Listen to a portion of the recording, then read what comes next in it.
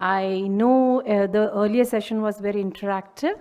Welcome all of you to this session on the collaborative AI for global partnership and global cooperation for equitable AI. We have a very eminent panelist on this session, and I really look forward for insightful discussions and deliberations on how to collaboratively align and harmonize our efforts towards building a robust and an equitable future for AI innovation.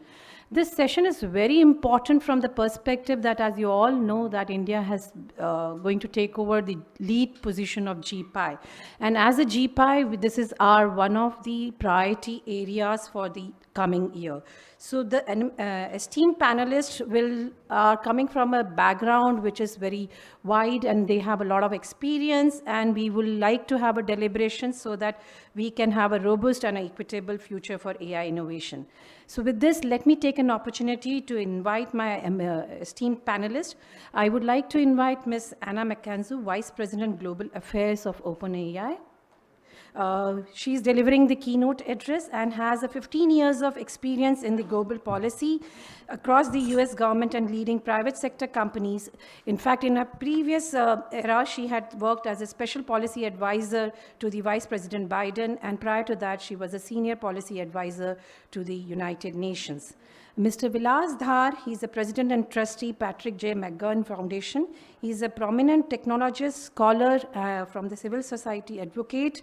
He serves as an expert to the Global Partnership on AI and as a member in the OECD Expert Working Group on AI Futures, World Economic Forum, and he's an advisory council at the Stanford Institute for Human-Centered AI.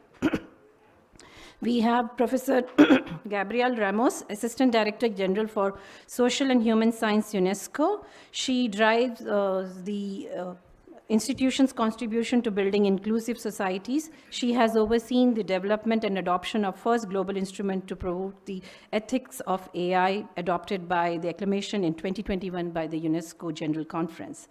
Dr. John Ashley, Director, NVIDIA AI Technology, he brings towards, he's a lead, the social architecture for a function of our global mission force by NVIDIA. He is especially focused on helping the governments to improve the safety, security, health in the solutions which will be for well-being of the people they serve. We also have Mr. Harsh Dand, Head APAC Google Research and AI Partnership Google. He leads generative AI, health AI, and applied areas like agriculture health, which are very important from the perspective of social good. He has over 18 years of experience in various research organizations like Philips, IBM, and Microsoft. So with this, I would request all the panelists, let's have first photo shoot, and then we can start with the keynote address by Ms. Anna McKenzie.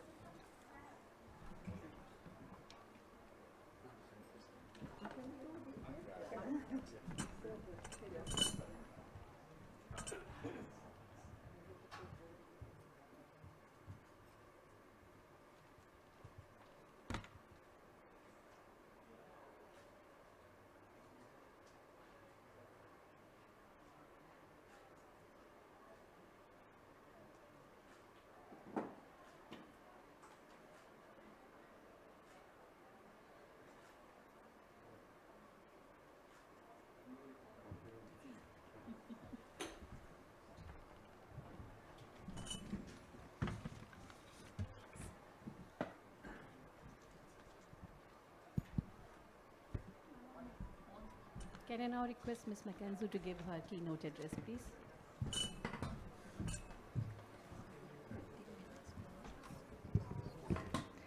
Hi, thank you so much for having me.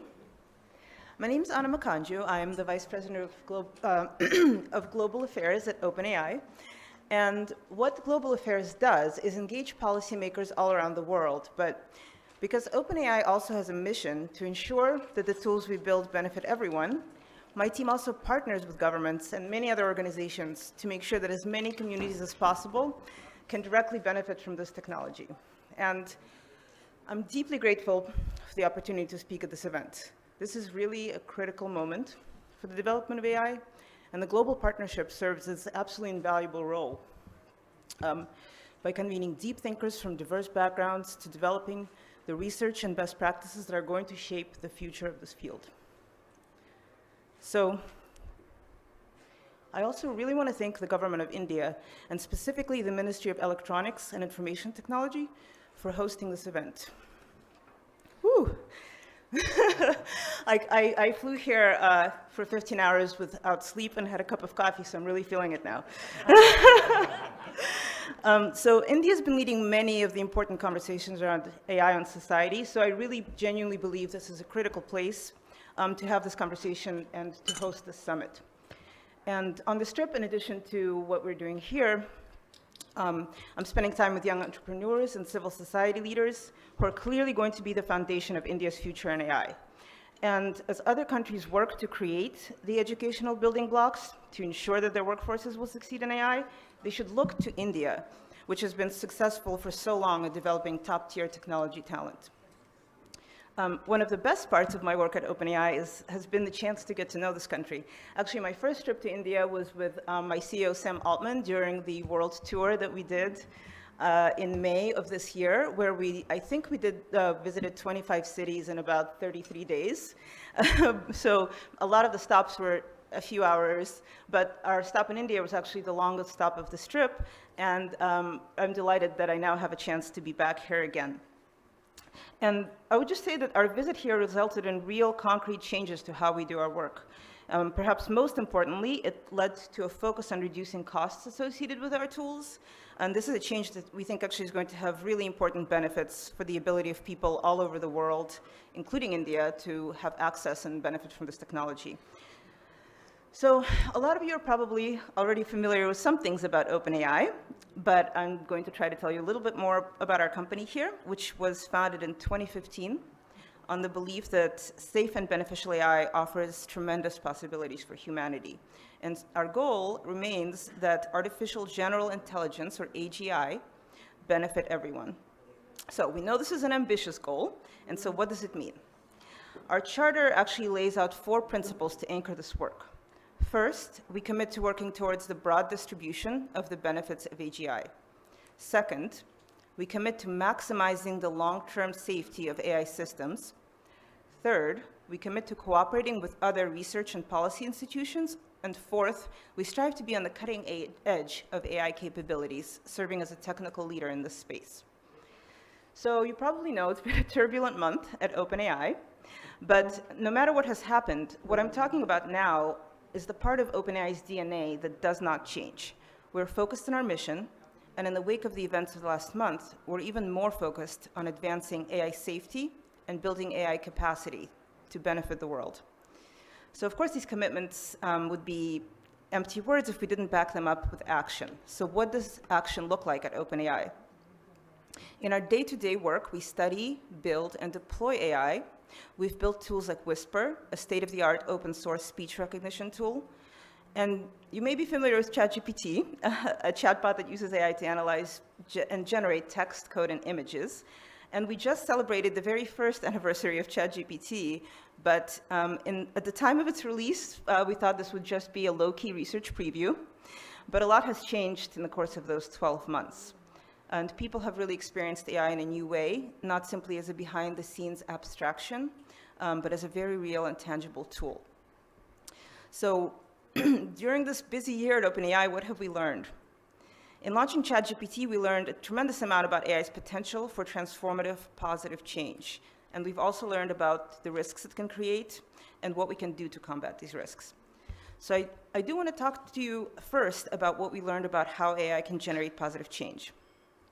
As these systems have become more powerful, they can unlock cleaner, more plentiful energy, faster travel, life-saving medical treatments.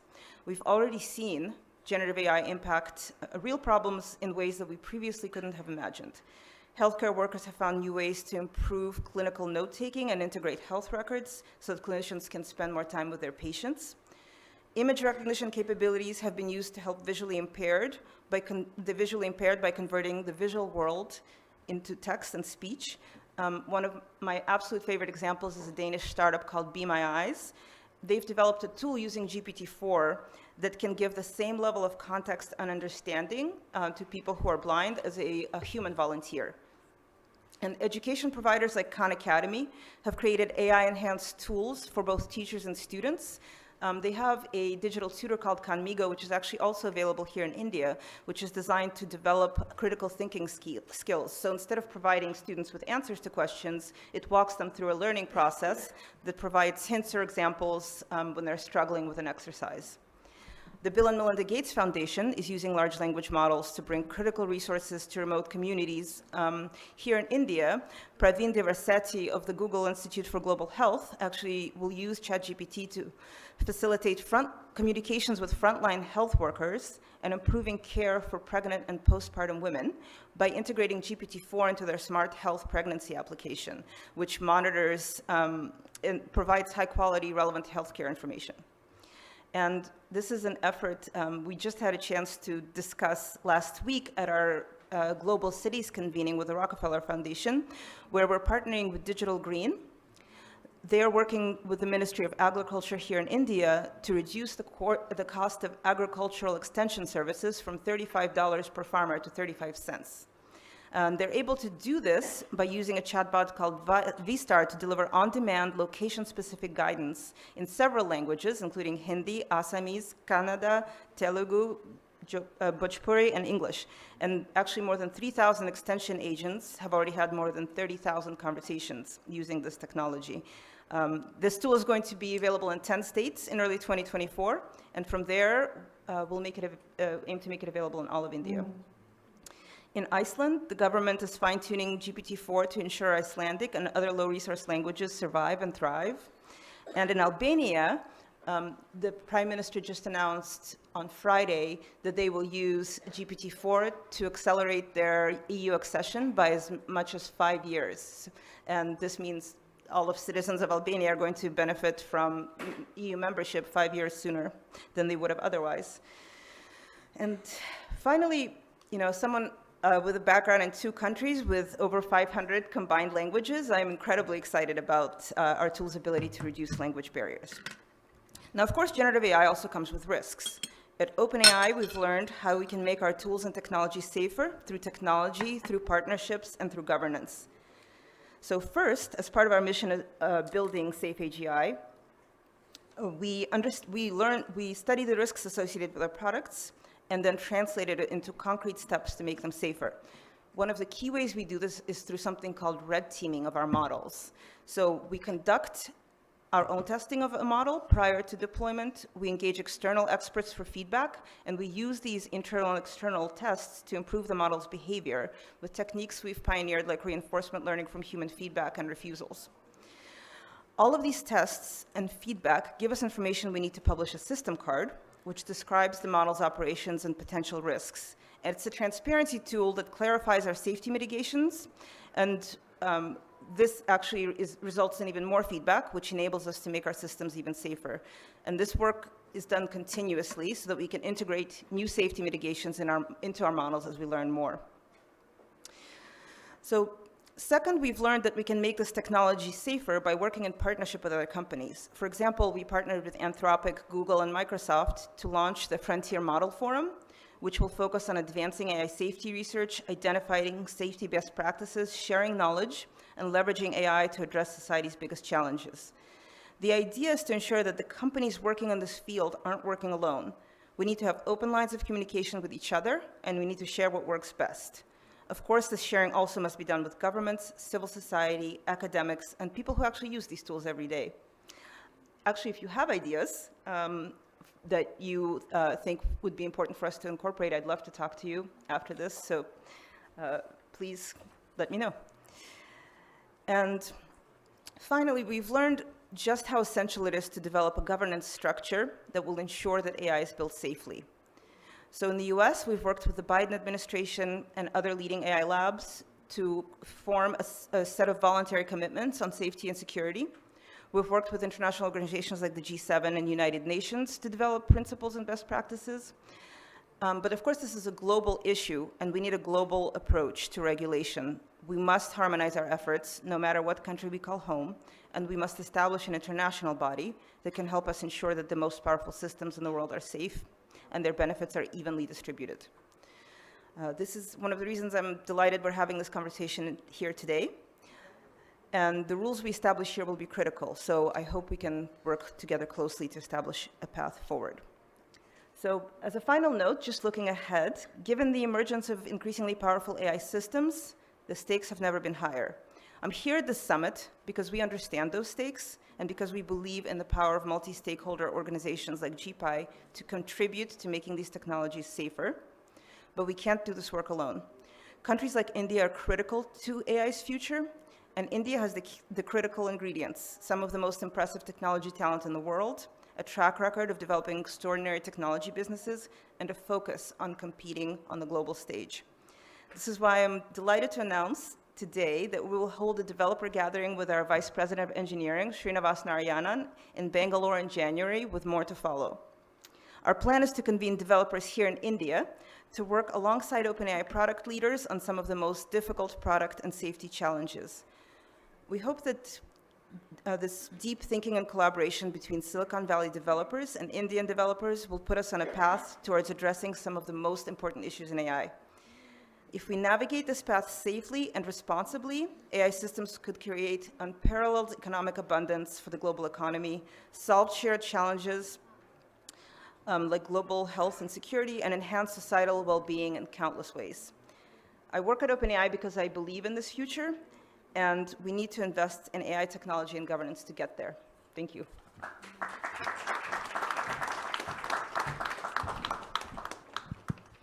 Thank you, hello, thank you for giving an insightful talk. In fact, you have rightly said that AI should be used for social good. It should also be used for the human capacity and for the innovation. So with this, I would like to ask Dr. John Ashley from the NVIDIA.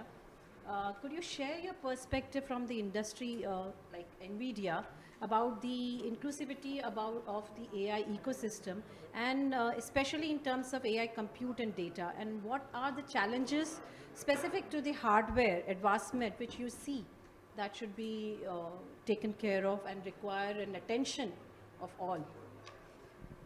So, hello. All right, it seems like this microphone isn't going to work, so I'm just going to speak loudly. Oh, okay. Ah, there we go. Tech support. Gotta love it. Jokes to be made down. Go ahead. Yeah. So, I think it's a big question. I'll try and attack some of it at least, and then hopefully I won't dodge too much. First off, one of the things that NVIDIA has been focusing on for a long time is what we call and talk about as democratizing AI. We want to make the software, the hardware, the solutions, the systems available to as many people, to as broad an ecosystem as possible. So one of the things we've done historically is yes, we have a line of very high-end professional products, and for the biggest models, that's what you need to build them. But that same software runs all the way up and down the stack. And we spend a lot of time optimizing that software so that you can do more with less, right? Less energy, less time, less hardware. Just, I think 8 days ago, we published an update. A few months ago, we had launched some new product, and it was 4 times faster for inference on Llama 2, so community models in speech. 4 times faster is good, right? Faster response time. We just updated that, right? Software improvements, 6.2 times faster now, but also 1/8 the hardware. And so by looking at these optimization techniques, by attacking when OpenAI releases new stuff, can we work on making it more efficient? Can we make our processes and platforms more efficient? When we do that, we lower the barrier to entry to run it. The same thing with our partners at Google and Microsoft and around the world in research and government. Can we lower that barrier to entry? Can we make it, by improving the software, by improving the hardware, can we make it easier so you don't have to have as big a data center to attack the same kind of problems? With that said, obviously, some of the largest of these models are still hard to train. They require a lot of compute. They require vast amounts of data. Now that's working a little too well. And they require, frankly, a huge amount of talent across the board, from data curation, data governance, through to performance tuning, HPC systems operation, networking, AI, just the sort of foundational AI research. And that's before you even get to trying to get it to do something useful, right? You need policymakers, you need users, you need educators, you need that village at the front end to actually make this application useful and provide the feedback loop to have that all happen. So we're looking to build the tools, to find the partners, to work and enable the ecosystem across that whole spectrum. I don't know, how much of your question did I manage to dodge? No, you answered the question. In fact, just wanted to understand how will you have the inclusiveness of the global south, and when you said that you're building huge compute which cater to the faster inferencing and all. So I think that's the addressing the global south is a huge challenge. It's one that our global public sector team and our AI Nations team takes very seriously. If you look at the best sort of proxy for where compute is distributed, a pretty good one is the top 500 compute list, supercomputing list. And there's only 30-some countries on that list, which means there's 150-some countries that are not. Those countries are disproportionately in the global south. I think looking for ways, if we look at training the biggest models and making those sovereign models and making them respectful of local language, local culture, local norms, everything works great for me. I live in California. All the models are biased towards being California-centric. AI is great for me. It isn't maybe so relevant, or so great for other people. So as we're looking at the global south, there's going to have to be some clubbing together. There's going to have to be, a certain amount of reducing the barrier to entry so that it's easier for people to tune models, to adapt models, to do fine-tuning and prompt engineering and steering and all these techniques. I think there's also going to have to be some clubbing together. And once you do that, the technology to share compute is well known and well developed, thanks to our friends at Microsoft and Google and Amazon. They've created an industry there, frankly. IBM, global time sharing back in the day, but I think it's taken to a new level. So we can share the compute. I think there are countries across the global south that have the education systems and the resources and the people to deliver the talent. The challenge then becomes data. And you can have the talent be remote from the compute, but you can't have the data remote from the compute. So we're going to have to find ways, if we're sharing compute, to share data. And when it comes to data privacy concerns, data sovereignty concerns, I think, working through those issues, both with technical solutions, federated learning, differential privacy, encryption, and also with political and solutions, right? Treaties and data protection laws, I think is going to be important. Right. Now you since talked about the data, I would like to know from you, Mr. Dhan, about how do we bridge the gap between the leading AI economies and the global south with respect to the software and the algorithmic perspective, because data is a very huge and an important pillar when you talk about the models and all. Absolutely. No, and super happy to address that. Before I do that, I would like to acknowledge whatever Anna covered. For me, it was just reflective of, for example, what company like Google would do. So all the aspects around generative AI experiments, applications, red teaming, and basically making sure that this super powerful technology lands in the world in a responsible manner. I think that's front and center for companies like Google, Microsoft. So that's one acknowledgement. I think, and I'm very happy to say, so I lead, for example, the APAC initiative, and I'm making sure that we and our team have the data generated, collected, curated in the region, all across, like from India being an epicenter, all the way from Southeast Asia, to ensure not just that the data is equitable in terms of the quantity and the corpus from a regional languages perspective, from a nuance perspective across all domains. So whether it is agriculture, health, education, we are making sure that we collect the data from the region, which is trained, as he said, in the region. So we are ensuring that regional LLMs, not just for Google, but for everyone, for the ecosystem, for OpenAI, for startups to train, using that data is there. And our efforts are in terms of making sure that the data is open source, accessible to everyone. So that's the first layer. The second layer is making sure that some of the models themselves are also open source. So for example, Google was the first to give TensorFlow to the world.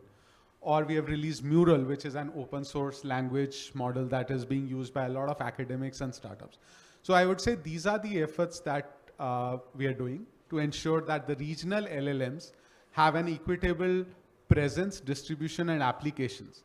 And then the last thing, I think partners beyond startups, the biggest impetus for us has been working with METI, with DIBD, is actually their vision to say that, through initiatives like Bhashni, we have all applications from speech recognition to TTS and even downstream applications for, let's say, agriculture.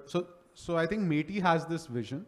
And the great part is that they're now, working with the industry like Google. They're also working with Microsoft, which is a happy system to be in, and making sure that these systems are available then for the startups to use. So I would say we have started the journey, but it is still a start, as Anna said. I think what generative AI will show us is something it's experimental. Sometimes, honestly, we also don't know what it will reveal, what's the power. So please bear with us when we sort of release the next versions of generative AI. But it can definitely be used for so many applications as a collaborative tool for humans. So I'll pause at that. Yeah. I agree, totally agree that we need to have the local data collected when we talk about creating the LLMs and creating a solution for the social good. But I think the multi-stakeholder organization like UNESCO plays a very important role here. Because when we have data, we also need to have the guardrails, because when you talk about the data, the cross-border data flow and all those aspects, and the best practices or the framework under which these data can be brought so that they can be trained on the compute for the social good. So what do you suggest on that, and how do you think the best practices or the steps which another multi-stakeholder organization like GPI should take, because we will be taking this work for next coming 1 year. So I would like you to do. Thank you, Kavita, and great to be here in GPI in India and with this fantastic set of speakers. When you're sitting next to Google and OpenAI in front of India, it's difficult not to feel excited about AI. But I am UNESCO and I work with 193 countries, and I can tell you that the image is not as happy as it looks. Because the truth is that these capacities, this amazing transformative power of AI is still highly concentrated in few hands, few companies, few countries. There have been a 28-fold increase in investments in AI for the last decade. But this has accrued to the US, China, and some other parts of the world. So it's highly concentrated in terms of the development. In terms of the applications, yes, I agree with you. There are so many ways in which we can improve the workings of so many sectors. But I have to say that we really need to tackle the question of high concentration in terms of how these things are developed.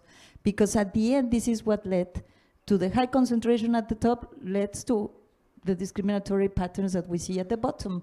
And it's not only about the question of the industrial model, it's the question of women not being represented in the data, for example, and the Global South not being represented in the data just by the mere fact that half of the world doesn't have access to a stable internet. So I think this question is not easy to solve. We really need to do a huge effort to bring these capacities to the developing world, and then to ensure that we have not only the possibility of the Global South to take advantage of the technologies, but to be able for them to develop their own systems. If you're a government in the Global South, you don't want to have a platform, a private platform running your health systems or your education system or your food and agriculture. It just doesn't work like that, because there are questions of security.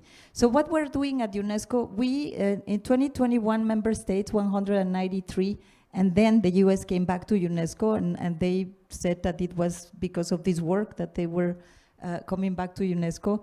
We developed this recommendation on the ethics of artificial intelligence to exactly look at these issues. How do we ensure that we have a more inclusive way of developing and deploying these technologies? Now we are, it's about, you know, the topics, aligning the development of these technologies with human rights, human dignity, fairness, and positive outcomes, creating liability regimes, creating the rule of law, that whenever things go wrong, there will be some redressal mechanism. And therefore, my point is not about changing the companies, because that's not what UNESCO does. What UNESCO does is working with the governments to ensure that they build up their own capacities to manage and steer these technologies, because it's a sector in a market, and all sectors in the markets need ethical guardrails, they need legislative frameworks, they need certainty, and the more this is global and not fragmented through jurisdiction, the better for the companies. We're working now in deploying this recommendation in 50 countries, because we have a readiness assessment methodology, and it's mind-boggling, because you have countries, as I said, like India. We're working with India, you're top-notch. We're working with the European Commission in the implementation of the AI Acts. Even the Europeans are asking themselves, what kind of institution do I need to gather? Is it a regulator? Is it an institution? Is it? And then you have the rest that doesn't have anything, not even a national strategy of AI. And therefore, our work is really to work with them to look at the issues. On the question of skills, I don't think that we have the skills in the South, not even in the North. Then you would not be able to explain why President Biden included attracting talent in his executive order, because the fact is that we need more investments also in skills, in infrastructure, in data, and therefore these are the kind of things that we are trying to do, at least for countries to be aware what are the issues, to invest in their own capacities as governments, to frame the discussions, and also to make sure that they are well represented in this technological ladder, which is so important. Thank you. I think Mr. Vilas Dhar will be, from the foundation perspective, in a position to tell us what kind of problem statements or projects should be taken up so that we are able to mitigate this disparity. Good morning, everyone. Thank you. You know, I'm reflecting on the American author Mark Twain, who wrote, I think, a quote that many of you are familiar with: "History doesn't necessarily repeat itself, but it often rhymes." We sit today in a conversation about artificial intelligence, and we've heard from amazing leaders from NVIDIA, OpenAI, Google, to talk about the incredible possibilities of what these tools will do. But I reflect on the fact that this is not a first conversation or a first time. We've struggled with a foundational question about what it means when you take a conversation about the possibility of technology and evaluate it through the lens of equity and justice. For 30 years or more, we've had amazing waves of new technologies. The advent of the internet, the advent of the personal computer, the advent of digital services, the advent of social media. And in each, we've sat and said almost exactly the same things that I think we're hearing in the public discourse today. That tech companies at the frontier of human innovation will provide products that solve all of our problems. But without fundamentally asking the question, what is it that we have to change about our societal framework to allow these technologies to be actually used in ways that solve the problems of the many rather than the few and the privileged? It's almost become a cliche in 6 months that what we should talk about when we think about democratizing AI is talent and data and compute. I'm guilty as well. I think a year ago we started using these words, or 5 years ago. We said this is actually what it changes. But we're realizing that those aren't the panacea. They're not the solution. Today I spoke with a young man who shared with me research happening at his university. that for smallholder farmers right here in India, one of the most critical threats to their economic sustenance as rice farmers is what happens when an elephant approaches their land and goes a little berserk and destroys their crops. This is a classic problem that I think those of us of Indian origin have known for a long time. The solution that's being developed at Amrita University is an AI-enabled set of tools that monitor for when an elephant might approach using LiDAR, using visual recognition, using bioacoustic monitoring, and then changes the deterrence mechanism. Elephants are quite smart, as it turns out. They know that when you flash lights at them, they'll walk away the first time, but then they become used to it and they realize there's no threat, they keep coming back. So using AI to develop new algorithms to create randomization in how these deterrence mechanisms work. It's an amazing little use case and an idea of how AI technologies can be used to solve a very specific and local problem. And yet I think I might ask, not just the companies represented here, but those 7 or 8 large companies that hold AI capacity, for which of them is solving a problem like this on their core strategic agenda? It's not an indictment of those companies by any means. It's not what they're built to do. But then I have to ask the question, well, who is it in our society that's supposed to enable communities to have access to the kinds of tools that let them name and define their own problems, that don't force them to go to a technological intermediary, but say you have the agency and the sovereignty to build the products that solve the problem that you are facing? This is the core challenge we face around artificial intelligence. It's not merely about bringing compute from the global north to the global majority. It's not merely about making sure that we're working on skills development in the way that Gabriela spoke to so passionately, or that data needs to be local and proximate to the compute. There's something more fundamental here. It's a question about who owns the idea of what AI can mean for humanity. And we're stuck in a moment of an existential conversation. There are answers that are out there in public today. One, that those companies who have taken the first steps and become early entrants should own the practice of what AI looks like for the world. There's a question around governments, whether those of the global north or the global majority, whether it's public investment and funding. And I think at the core of it is a fundamental ethical question about what we're doing to enable communities to have ownership and agency. I run a philanthropic institution called the Patrick McGovern Foundation. We sit next to, in both literal and metaphorical forms, with our partners in the private sector, where we've invested with some of the companies represented here in building new funds for AI safety. But just as closely, we work with organizations at the front lines of vulnerability to address challenges like what climate change means, not merely at a global level, but what happens when your community is flooded and you can no longer send your fishing boats out because your local environment has been corrupted because of climate change. And how we build an AI-enabled solution that lets you predict how those effects might happen to you, that builds economic resilience and ensures that you have a pathway to respond. We work with institutions across the world that are thinking about the delivery of frontline healthcare into communities where digitization, the very first round of it, is just coming to young women in rural villages who are struggling with questions of maternal health and don't have a meaningful point of access to a healthcare system within 20 miles. And yet we're realizing that we can use population-level health data and predictive analytical modeling to actually understand why it is that we have clusters of low birth weight happening here in India and Rajasthan, and ensure that governments have the kind of information to intervene with nutritional supplements or other population-level health mechanisms. This work happens because we connect the dots, certainly. It happens because of the work of our partners who are willing to support and provide resources. But it happens primarily and most importantly because communities feel empowered to name the challenges they face, to work with technologists to say, how do we actually solve these? And to recognize that they have a path to implementation that doesn't take them into multilateral, multi-governmental policy conversations, but rather takes them to the point of impact. So this is the point I'll leave you with. I'm so excited for India's leadership of GPI over the next year.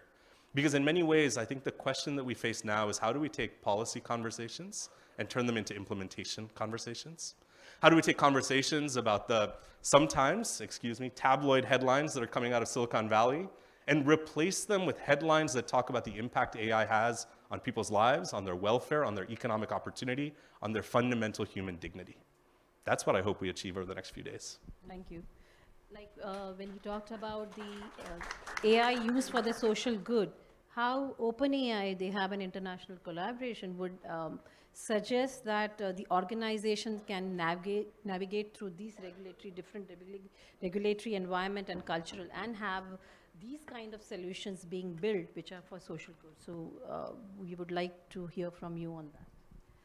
So I actually don't think we disagree on very much of what you said. As I mentioned, one of the things that my team is most focused on is how to engage organizations that are solving specific issues in communities, because we understand that they're the only ones that understand the specific challenges faced by a community, and that we want to deliver that solution in a way that actually takes those into consideration. I do think there is one fundamental difference about this technology, and this is part of the problem with the term AI, because it encompasses so many essentially unrelated types of technology. One thing about large language models is that, yes, there is an enormous amount of data that is required for the initial training of the LLM. But that data actually doesn't really determine the behavior of the LLM. Once a large language model is trained and it has some initial capability to recognize language or to generate code or all of the other capabilities that they currently have, we actually take a much, much smaller amount of data to steer the behavior of the model. And that is a really remarkable thing about them. They're actually incredibly steerable and incredibly customizable to a context, which is why, even though I completely understand the desire to sort of develop this from scratch locally, this is an incredibly expensive and cumbersome process that just may not actually be necessary, because you can take them and customize them so specifically to their context, which is why I really agree with Harsh on the incredible importance of these local data sets that can then be used to really customize models for a specific local context or use case. And I do think that this opens up an incredible number of possibilities without the need for as many of the resources as we all talk about that are incredibly expensive and difficult to acquire, and in some communities simply impossible to access. But still, leave all of these important, incredible possibilities, such as the work we're doing with Digital Green, that actually addresses a very adjacent problem here for smallholder farms. Maybe. Yeah. So I mean, plus one to what you said, and maybe not challenging you, Vilas, but we work, besides working with, let's say, the BMGF, with McGovern, JZ, and the ecosystem, I think it's also, at least I believe in the DNA of a lot of our companies, to work for the AI for social good, as ma'am said, in terms of the health, agriculture, sustainability. So I would in fact invite you, so amongst like 100+ projects that we do for climate, sustainability, agriculture, we're just showing, let's say, a handful of them, but they just show that we are also putting in the effort for AI as well as generative AI to solve some of those problems for agriculture as well as for climate. So again, I think it's an ecosystem approach that we are adopting here. The best part about Gen AI is that it has shortened the cycle. So what researchers used to do in 6 years in terms of, ground truth and training the models, now they are able to achieve that same in 6 months, assuming that they have the right data sets in place. So I think we are at a very good point where we should be able to, along with academicians, ecosystem, able to solve a lot of these problems together. So yeah, just invite you to some of the demos for that. Yeah. Yeah, let me respond. I believe so much that the companies represented on this stage are doing incredible work to advance human welfare. I think the work coming out of Google.org around climate recently has been an incredible leadership role. I think OpenAI's work in exactly what you described, including democratic processes. But I think the point I'm making is slightly different. As I said, it's not an indictment of what the private sector is doing, but rather a fundamental question about whether, as a matter of a social contract, we want to live in a world where the capacity to deliver these kinds of impacts are consistently intermediated by a small set of private sector companies. What is the alternative? It's the question that I ask this audience to envision. What are other mechanisms by which we might be able to deliver the idea of capacity, this triad of compute and data and talent, but also a new mechanism for an economic model of thinking about who owns AI? I think one of the interesting questions that's emerging today is, I think your point is very spot on, that these models are incredibly expensive to develop. And yet, we still are struggling, I think, around moral and pragmatic questions around open source AI models. We're struggling with understanding how we build low resource setting models, right? One of the classical challenges I think all of us care about deeply is how do we think about languages that sit outside of that kind of global 100? And how do we build models that approach them? There's one pathway of inevitability, I think, which is the work that you all are leading will actually give us some amazing new tools inside of these very large language models to think about orphaned or dead and dying languages. But I always ask the question, is that the single kind of bet that we want to make? Or do we have an opportunity to think about how public investment, about how public policy, about the work of multilateral institutions might create for us an additional and corollary toolkit to do this work? I think multi-level organizations play a very important role when talking about the language.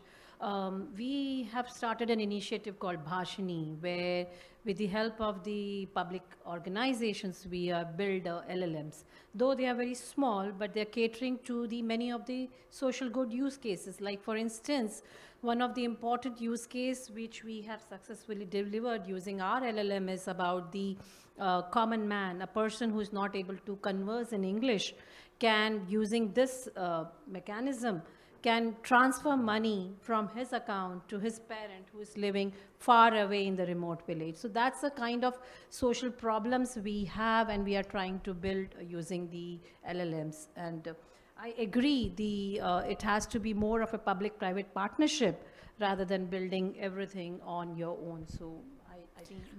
Yeah, but maybe one additional angle that I think is very important is that we always talk about inclusiveness in terms of getting into those core communities that are being left behind, which is very important, bringing the languages that are not represented, and all of you are doing work on that domain.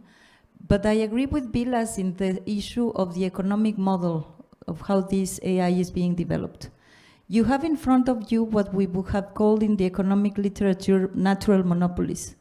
Natural monopolies because they are the one that created the innovation and then expanded the infrastructure, creating the elements, the new resources to develop it.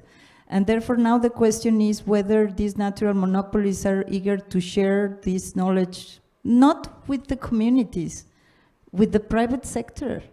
Because what happens now, if you look at the productivity numbers, it's incredible that in the era of the widest innovation possible all around the world, productivity is flat in the advanced economies. But if you disentangle and distinguish between the frontier firms and the laggard firms, and I'm talking 80% of the rest of the firms in the economy, you see that those leading firms might be running 5% productivity growth in the services sector, 3% in the manufacturing sector, and the rest of the companies are running flat. If you take a look at the adoption of AI by small and medium-sized enterprises, is flat because of many reasons, for capacities or for lack of trust or because they don't want to get into something they don't really master. And therefore, I think that we really need to think about those issues. In 2019, for the G20 presidency of Argentina, I produced a report looking at who were behind the developments of AI. 80% of the, and I hope that has changed because there had been a lot of movement and you did not exist at the time, but I have to say that 80% of developments were done by male-only teams. And we are still in the world in which 20% of women, only 20% of your workload or of your workforce is women. So I think that there is something that needs to change ex ante, as we say it in UNESCO, to really ensure that we have this possibility of everybody chipping into the innovation ladder. I'm not talking about application, I'm talking about how do we make innovation much more inclusive.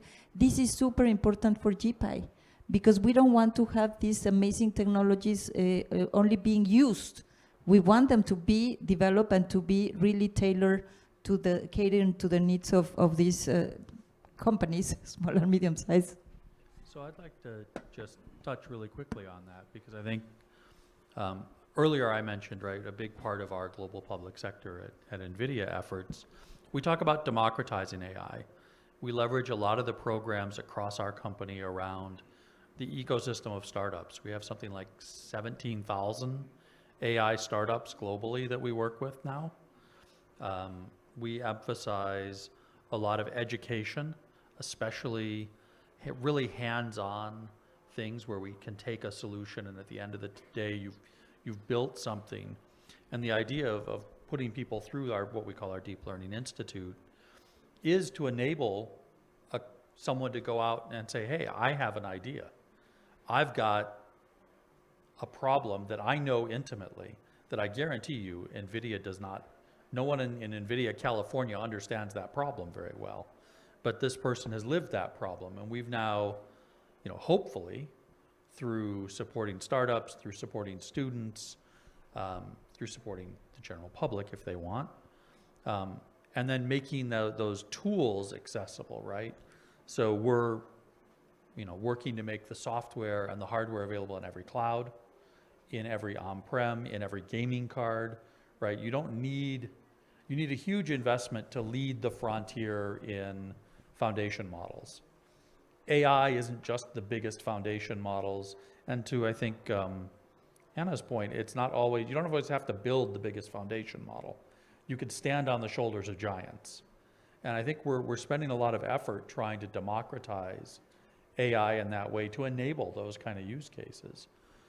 But I think that is a piece where, and every one of the companies I think on this stage has programs like that.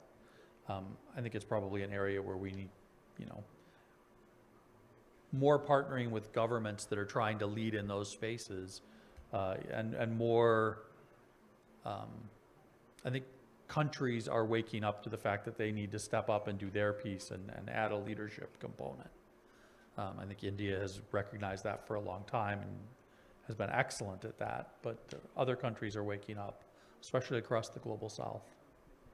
So this is actually, I would love to, this is a really exciting conversation that I think would love to continue through GPI, because I completely understand your point that people don't necessarily want technology companies to be the intermediary. It's, one of the things that actually was the precipitating cause of the crisis that we recently went through was because OpenAI, from its sort of foundation, recognized this challenge and tried to create a somewhat unique structure where we had a nonprofit that governs our company, where we have a capped profit model so that we can ultimately distribute the benefits of AGI broadly. But how you do that is an incredibly challenging question that we've been grappling with basically since our foundation and continue to.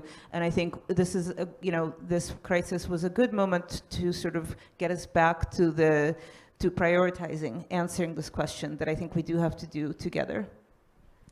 Yeah, I think that's right. I want to go back to the rather elegant framing of the problem I think Gabriela offered, but our panel has come to, right? Which is, actually, I think you're absolutely right. There's no duality here of it's either private sector or not. But the title of our panel, I think, is Collaborative Approaches. And so I think about a handful of provocations that maybe I'll share.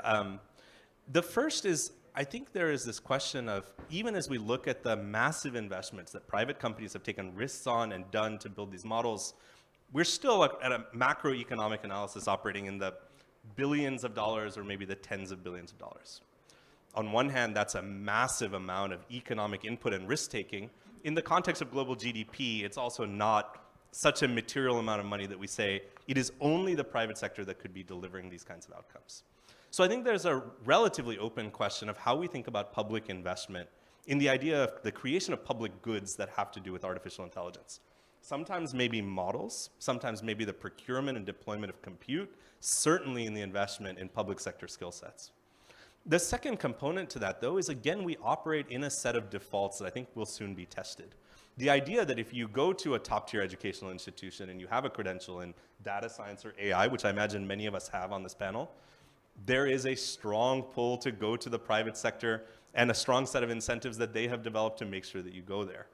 And what it leads to is, again, this is a multi-party and diffuse set of incentives that leads to the idea that if you have technical talent, well, you go to a place that will give you so much money to build it for a profit-seeking purpose.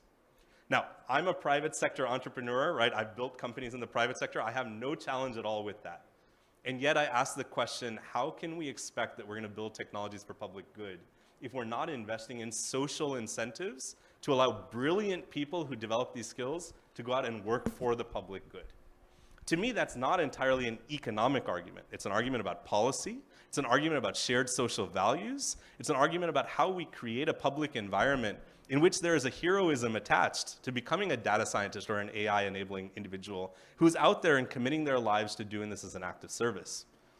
I think that's something that we could look at tactically and tangibly, even in the context of GPI, and say, how do we encourage our member nations and experts to push for those kinds of policies?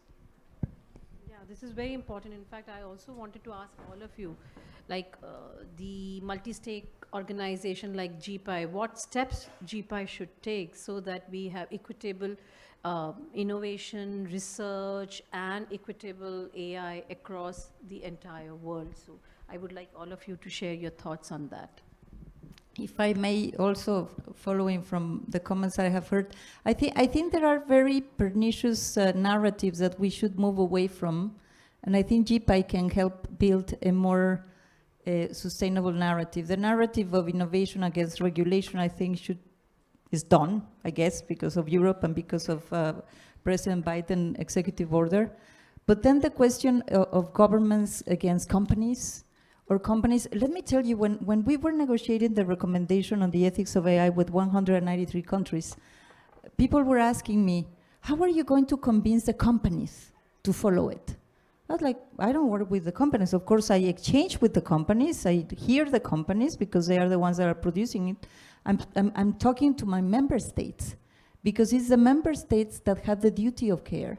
And I think that we have forgotten to the investments that need to be done in governments to frame the issues in the way that you are asking, Vilas, because it's not about, it's policies. When you think about that President Biden just put $230 billion for renewable energies, he changed the conversation because he's putting the incentives. So it's not only the legislative or regulatory frameworks, it's the kind of economic incentives that you can create and that only the government can create because they are the owners of the legislative frameworks that can steer the course of these developments into more investments in good AI and controlling, of course, the downside risks, because also the liabilities and the rule of law is for the governments to really invest. So I feel there is this asymmetry of investments that need to be done in the government, and I would love GPI to look into these issues.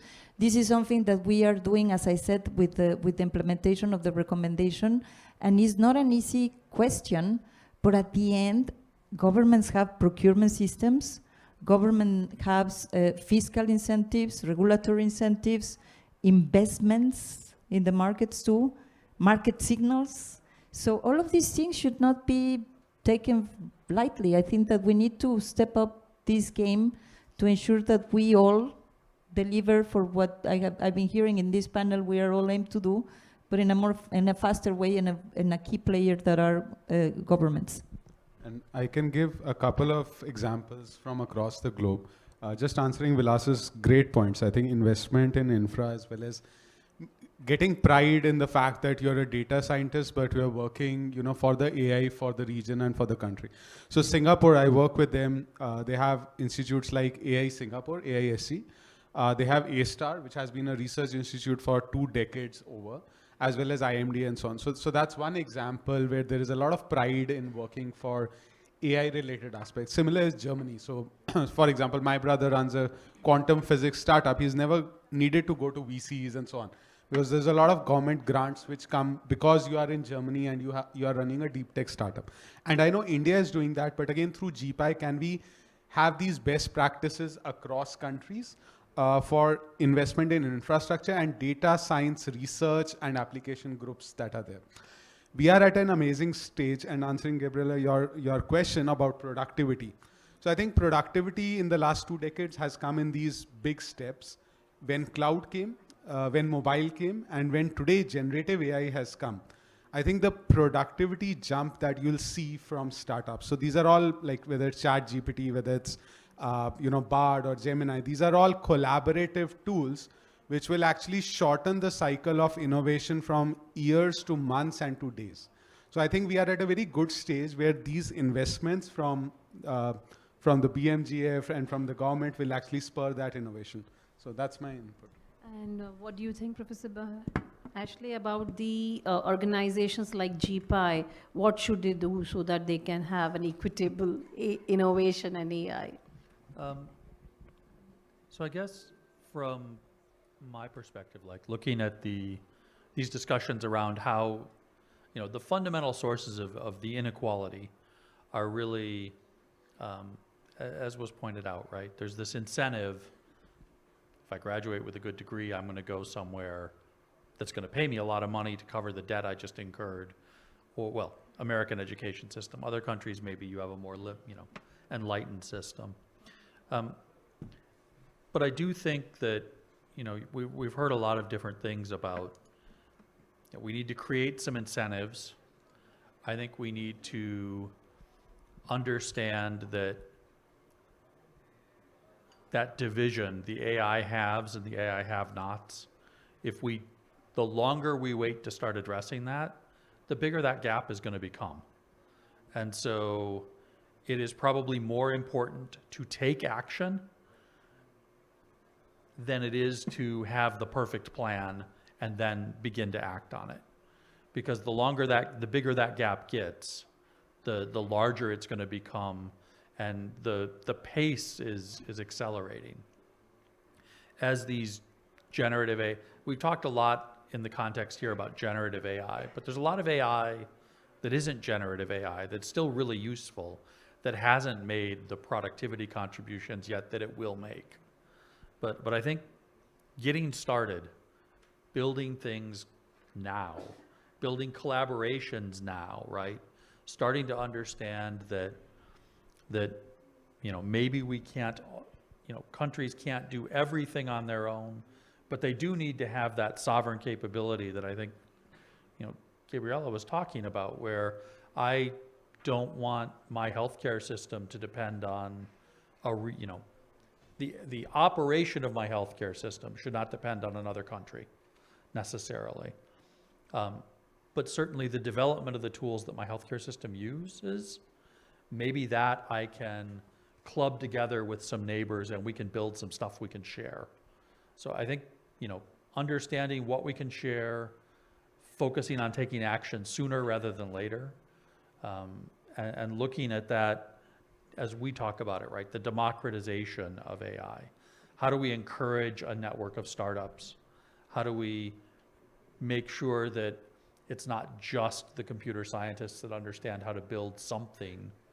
Maybe only the computer scientists with PhDs from Stanford are going to be moving the very top levels of models forward. But there's an awful lot of capability that we can deliver value to people in their day-to-day lives that, frankly, the tools are good now. We can build a lot of that stuff without requiring a PhD from an IIT. I would just say, actually, this is a really good point. We at OpenAI hire tons of people who don't have an AI-specific background or PhDs. And they're some of our best performing engineers. And also, I would say that, yes, there are financial incentives to join the private sector, but that's actually not, especially I think young people today are incredibly mission-driven. And we've had people leave OpenAI when they've seen opportunities like with the UK Institute or even US Congress, the same way that the world has woken up to AI. I think Silicon Valley has woken up to the fact that the world is now really focused on AI governance. And I think people are really more interested than ever, I would say. So my biggest recommendation for GPI is we really need governments to be adopting these tools and integrating them. It is easier than ever to do that because you no longer actually even need to be necessarily an engineer to use them. So right now, of course, understandably, governments are very focused on guardrails and regulation. But the EO is a really good demonstration. You can sort of strike that balance. And now, government agencies just need to be like building stuff for citizens, because a big reason that people come to these companies isn't just financial incentives, it's because they want to build cool stuff. If they know that they can build cool stuff when they work for government, I really believe that lots of people will go and do that. I agree, because the solutions or the experts working in GPI have built lots of tools and technologies, but proliferation and adoption is very important. So what you all from the different organization and the multi-stakeholder communities, can you suggest how should we do that proliferation so that the experts' work is brought out, one, and two, it is more adopted. Unless and until it is adopted, I mean, it's no point doing it. So what you can suggest in that aspect, each one of you from your different background can suggest on that. Yeah, I'll jump in. I want to underscore, I love the way, John, that you framed what I heard as 3 points, right? The need for collaboration, the critical urgency of the moment, and this idea of democratizing both talent and capacity. I thought that was an exceptional answer. I just wanted to celebrate that. In the context of what GPI could do, I think it tracks quite nicely with that framework, right? In many ways, there are incredible sparks of light happening all across the planet, inside of private companies, inside of communities, inside of multilateral organizations. What we need, I think, as the public conversation matures, is a capacity to take those incredible little moments and sparks that are happening and build them into a bonfire of human aspiration and light. I want to start from the idea that GPI doesn't need to do this by itself. And to even ask the expert groups that I sit on to start and say build from scratch is a meaningless kind of question, right? I think there has been incredible progress on these efforts. I look to UNESCO's work, working with countries across the world, this new readiness assessment module that I hope you'll speak about here and later. I think multilateral institutions that are doing this work and more. GPI's role shouldn't necessarily be to be the individual innovator, but rather to bring together the very best of what's happening and create collaborative frameworks in which to take and fan those flames. I think there are ways that we could do that across the different working groups, like the Responsible AI group that I advise, in the data governance frame, in other groups as well. But I think one thing that I would suggest is in this year ahead, one of the things that has to happen is a harmonization of a purpose. Not merely to say this is an observational kind of toolkit to bring experts and talk about what they've been doing, but to say, what is the guiding light? What's the North Star? What's the mechanism by which we organize all of this? And I think there we come back to a fundamental human question, right? What's the point of it all? I don't want to take us out into the 30,000 foot view. I know that's the first, but let's take it and actually think of it as quite a pragmatic and tactical outcome. What is it that you do with a global set of experts that are bringing the very frontier knowledge and aspiration of what's possible? And how do you tie it into a fundamental question about human dignity? Like, that is a conversation that we are equipped to have. It's really a question of where that space will be created for us to really advance it. And maybe taking advantage, piggybacking from Vilas, because I completely agree with him. I think GPI can really catalyze the knowledge, because as you have seen, knowledge is also highly concentrated. Understanding these technologies, the fact that the US and the UK and France are establishing their own AI institutes tells you a lot. And therefore catalyzing that, with Patrick McGovern, we are, and many other partners, we are deploying this readiness assessment methodology to see where countries are in terms of their capacity to steering these technologies ethically, meaning human dignity, human rights, etc. And therefore there's gonna be a wealth of knowledge, and I will plea for GPI to be a catalyzer, bringing this knowledge together. In February, we're going to have a global forum on the ethics of AI, where we're going to bring all this, and all of you are invited, of course, but we're going to bring all of these exercises coming from India, from the Netherlands, to the Bahamas, to Vietnam, to all these countries, Senegal, Morocco, all the countries with whom we are working, including with Patrick McGovern Foundation. But the fact is that this is knowledge to answer this question that is not a technological question, it's a societal one. What kind of structures of incentives do we need in this ecosystem for it to deliver more AI for good? Each one of you have a determined decision of your boards, of your creation to do that, but the environment is not balanced. And therefore, there's still a lot of profit-making decisions that are not related to the societal good. And I think that the real question here is, what are those incentives that will lead market actors to deliver for good? Agree, and I think when we talk about catalyzing the GPI to be catalyzing this in knowledge, so I think more participation from the countries which are currently not there in GPI will help us to catalyze because the knowledge is concentrated. So in order to have wider spread of knowledge, we need to have more participation from the countries who are having issues and challenges, and the solutions are already existing, but it's that they don't have the idea or the knowledge of the solution. So I think more participation could be one, and I would look forward that you can also suggest some other thing which can be done in I mean, in spite of doing more participation, what else we can be done as a part of GPI. So, I mean, you can share your thoughts on that other than. Well, I was going to address that question of what can GPI do, right? I think one of the key things that we could look to the organization to do is honestly lock a couple of people in a room and get them to figure out, here's 3 problems we want to try and solve together, collaboratively, across borders. Here's, you know, obviously, right? We all hear about it. We got problem, compute data talent. If we can put the people that have that in a room and get them to start a pilot to the, you know, Vilas's point, get some successes. Let's learn by doing it, right? That's the only way we're going to learn how to make this work. Let's try some experiments. Maybe we don't do it once. Maybe we do it 3 times, 3 different ways. See what works.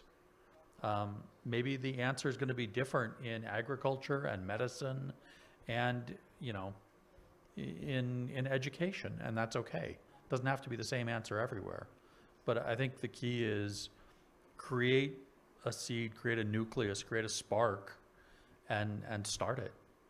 Yeah, that's the reason we would look forward for the best practices, because you have hands-on experience and you can be in a better position to share us that this way works rather than going this way. So the best practices can be shared by Mr. Daha, you or Anna or UNESCO. Yeah. I mean, you people can be in a better position to share what is the right way in after seeing into, there are some successful scenarios, there are some failures.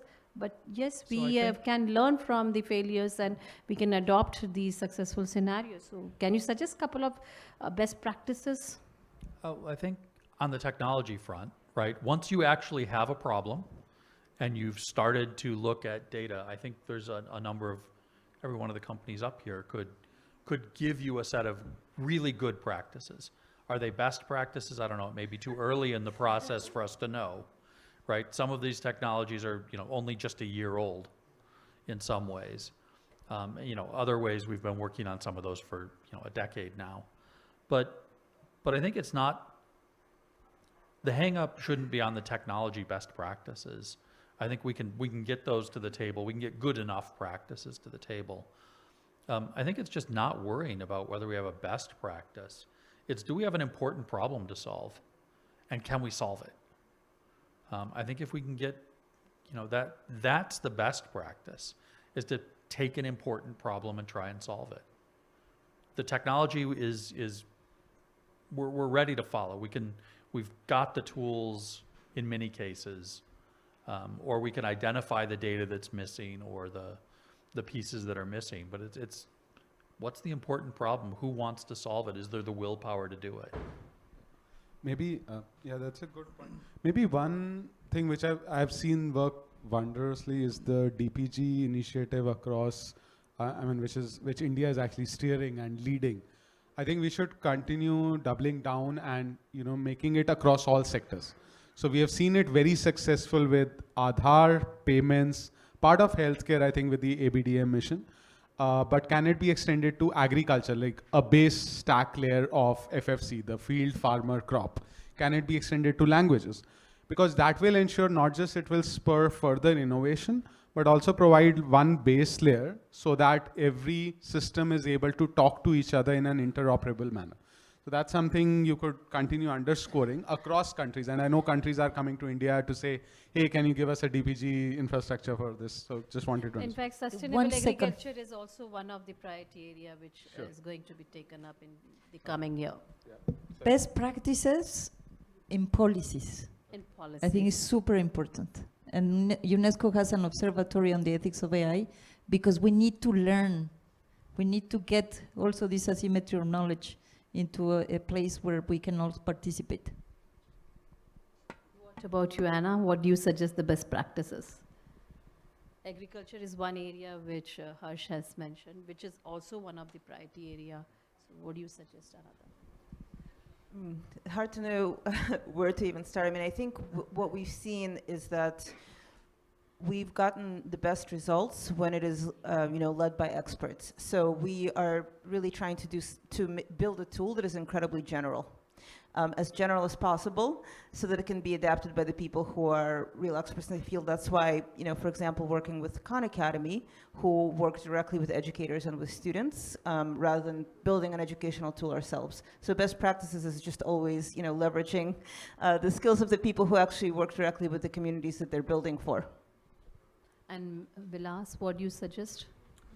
I will suggest that at the end of the day, there's a technical conversation that's very important. We've talked a lot about standards and practices, and we still avoid the human practices that are so problematic here. Data sharing. Like, how do we think about ownership? How do we think about engagement? How do we think about policy? That we need to lean in and own this as a conversation about shaping a human future. And I think GPI could play an important role in thinking about how we break down borders, national policy, and think about an international framework in which we let a lot of this practice happen. Yeah, cross-border data is one area where we need to certainly look into it, because when we talk about bringing the equitable compute, then how do we bring the data and who owns the data? These are very important aspects. So this will be certainly deliberated in the data governance working group, which is there as one of the GPI. It is very important, but every country has their own policies and regulations with respect to the data. That's an important aspect which we need to grapple around, and we need to work out a solution on that. Yes, and the other thing which I think is very important is building the competencies of the people, because when we talk about generative AI, you don't need to have the technical skill sets to develop models, but you also need to have prompt engineering kind of a knowledge.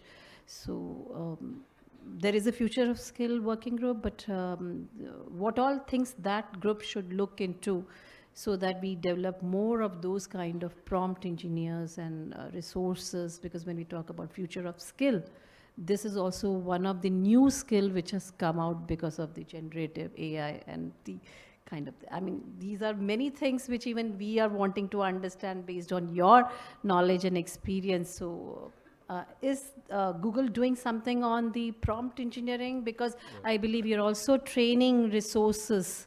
So So two things I'll start by saying. So I told my son that English will be your new coding language. So that's on a personal level.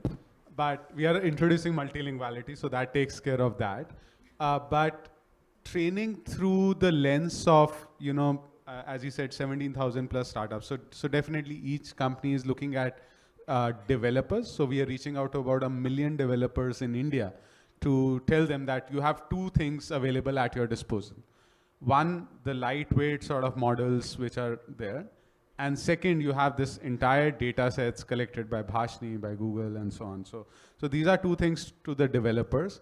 But again, a government impetus to say, can this reach every academic ecosystem startup development that is there, I think will go a long way. So definitely we can partner for that. And we can even also— Anna was talking about Yes. in our inaugural keynote session about the developer community. So is OpenAI also thinking about something building those kind of competencies? Yeah, I wish we had as many colleagues and resources to reach out to millions, but I mean, we absolutely are. And I do think, I don't know about prompt engineering in particular, because I do think as these models, I don't know, I'm actually curious what you think. As these models become more advanced, I think it does become less, necessary to prompt them in a very specific way. In fact, they can sort of themselves guide you to whatever, to how they should themselves be prompted.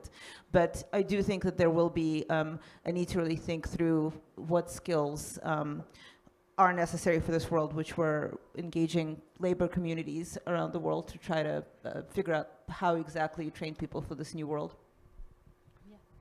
And if I can jump in, I think you have all probably figured this out already, right? I think about systems as a fundamental intervention point. I'm very happy to share, we work with Google, we work with an organization called Technovation, many other tech organizations on something called the AI Forward Alliance, including here with the Indian government that set the goal of training 25 million young women and girls over the next decade, not to be prompt engineers or even to be AI specialists, but to have a broad-based set of STEM skills that make them proficient and digitally literate to take on whatever the challenges are that will come. I think that's a starting point that we don't often spend enough time on. This isn't about teaching a set of technical skills in a practical curriculum. It's about ensuring, particularly for women and girls, for underrepresented populations, through the entire educational life cycle, ensuring that they feel an ownership around the idea that they're not just participants, but architects of a digital future. If we could invest public resources in doing that at massive scale, then it's not a question about do we have enough people who have the specific skills to do a data-related task or an AI-related task, but rather do we have a social frame that says we're all participants in figuring out what needs to be done, how to do it, and do it for public benefit. And maybe following from that, and also from what Anna mentioned in the sense that you were getting a lot of very good insights from non-technology people, I really think that GPAI should foster multidisciplinarity. I can tell you I was very proud because with EI University in Spain, we launched a bachelor degree for data scientists with a very strong component on ethics. And ethics and humanities, because I completely agree with you, Vilas. We have a program on digital anthropology, because again, this conversation is about the technology, and it shouldn't be like that. It should be about our society and how our society is changing because of the technology, and how much with these societal inputs we can take control and turn this conversation again. What do we do with the technologies? What do we want the technologies for?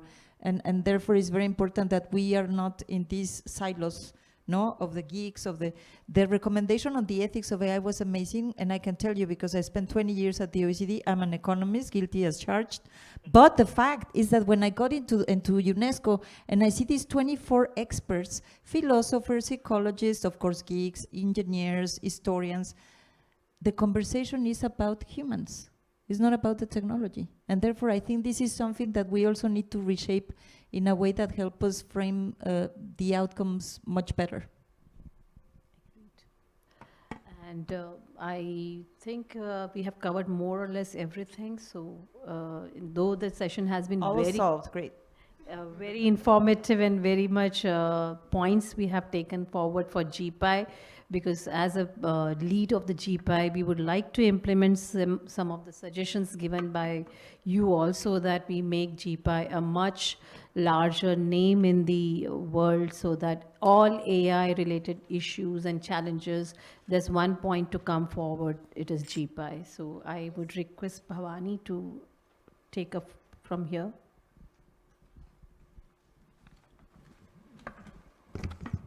Thank you everyone for joining, and a big thank you to all the panelists for such an extremely insightful and engaging discussion. I'm sure we have all are taking a lot from this.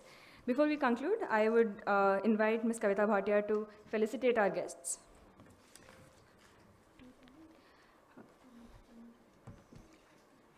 Ms. Anna Makunju, Vice President of Global Affairs, OpenAI.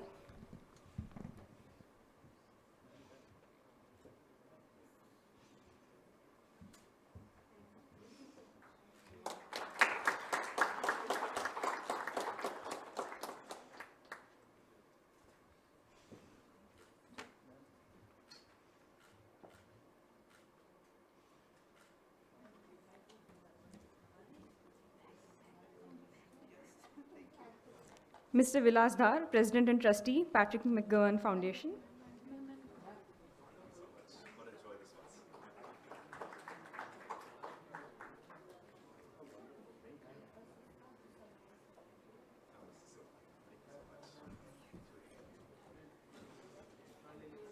Professor Gabriela Ramos, Assistant Director General for Social and Human Sciences, UNESCO.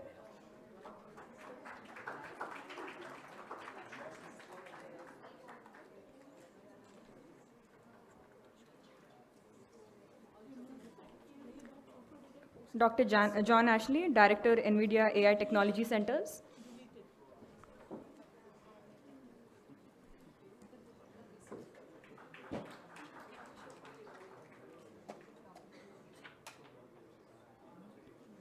Mr. Harsh Dhan, Head, Asia Pacific Google Research and AI Partnerships, Google.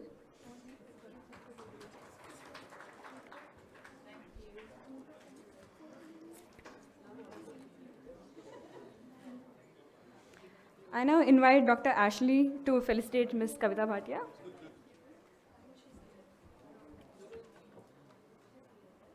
Sorry?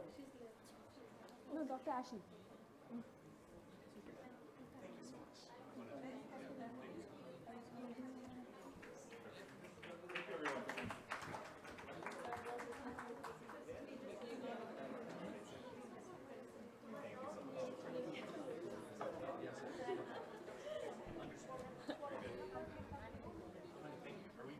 Yes, yes, but I would love to. Thank you so much.